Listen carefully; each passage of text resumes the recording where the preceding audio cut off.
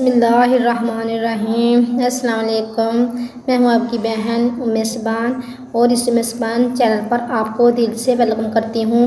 اور اس چینل پر آپ کے لیے آن لائن استخارہ، طبی اور روحانی علاج اور بہترین وظائف پیش کیے جاتے ہیں۔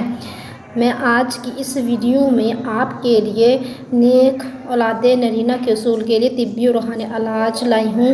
میری وہ بہنیں جو اولاد نرینہ یعنی بیٹے کی طلبگار ہیں، وہ خشوع و خضوع کے ساتھ، پختہ ایمان کے ساتھ اس روحانی علاج کو کریں۔ انشاءاللہ وہ ضرور نیک بیٹے کی ماں بنیں گی۔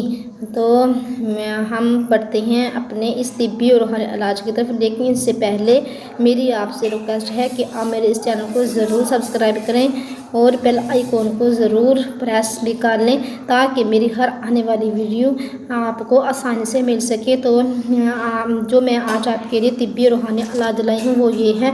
طبی علاج میں آپ نے ایسا کرنا ہے کہ بہی دانے کا جو مربع ہے وہ آپ نے لینا ہے، لیکن آپ نے لیتے وقت یہ احتیاط کرنی ہے کہ یہ کلر کیا ہوا نہ ہو اور بغیر کلر کے مربع لینا ہے، یعنی کلر کے بغیر رنگ کے، کیونکہ جو رنگ ہوتا ہے وہ زیادہ تر کپڑوں والا رنگ یہ یوز کرتے ہیں، جیسا کہ آپ جانتے ہیں کہ یہ رنگ ہماری صحت کے لیے سخت نقصان دہ ہے، اس لیے آپ نے بغیر کلر کیا ہوا مربع لینا ہے۔ اور دونوں میاں بیوی نے یہ صبح نہار منہ دونوں نے ایک ایک پیس کھا لینا ہے۔ اور یہ عمل آپ نے پریگنینسی شروع کرنے سے 1 ماہ پہلے یہ عمل کرنا ہے اور مسلسل 1 ماہ یہ کھانا ہے۔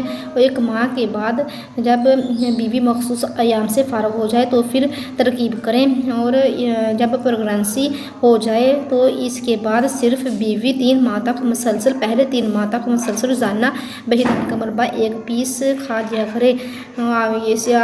پریگنینسی کے بعد صرف بیوی نے کھانا ہے۔ اور اس روحانی جو علاج آپ نے اس کے ساتھ ساتھ کرنا ہے وہ یہ ہے کہ آپ نے جو شوہر ہے اس نے پہلے دن سے لے کر اینڈ تک سورہ والتین 11 بار پانی پر پڑھ کر دم کر کے بیوی کو پلانا ہے، اور یہ عمل مسلسل آخری منتھ یعنی آخری دن تک کرنا ہے۔ اور اس کے ساتھ ساتھ بیوی نے بھی پڑھنا، یہ وظیفہ پڑھنا ہے، ربی حب لی من الصالحین، ربی حب لی من الصالحین۔ شروع سے لے کر اینڈ تک بیوی نے بھی یہ دعا پڑھتے رہنا ہے۔ انشاءاللہ اگر اللہ چاہے تو ضرور آپ کی یہ دلی مراد پوری ہوگی۔ آخر میں اگر یہ میری ویڈیو آپ کو پسند آئی تو لائک کریں اور شیئر کریں، شیئر کرنا تو بالکل مت بھولیے گا، اور اپنا زیادہ سے زیادہ خیال رکھیے گا اور مجھے بھی اپنی دعاؤں میں یاد رکھیے گا۔ اللہ حافظ۔